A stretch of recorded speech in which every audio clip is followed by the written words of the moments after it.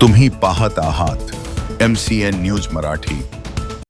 बारामती तालुक्यातील मेडद गावात माळेगाव पोलिसांनी अवैध गुटखा विक्रेत्यांवर मोठी कारवाई केली आहे।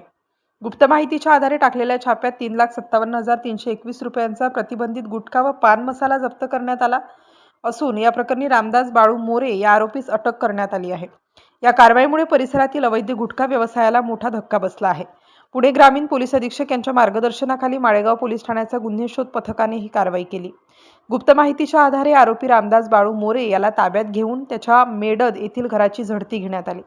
अन्न व औषध प्रशासनाच्या अधिकाऱ्यांच्या उपस्थितीत पंचनामा करत 3,57,321 रुपयांचा प्रतिबंधित गुटखा व पान मसाला जप्त करण्यात आला। या प्रकरणी आरोपी विरुद्ध संबंधित कायद्यानुसार गुन्हा दाखल करण्यात आला असून गुटखा पुरवठा साखळीतील इतर संबंधितांचा शोध पोलीस घेत आहेत। या धडक कारवाईमुळे अवैध गुटखा व्यवसाय करणाऱ्यांमध्ये खळबळ उडाली आहे। MCN न्यूज मराठीकरिता कृष्णमूर्ती जगताप, बारामती।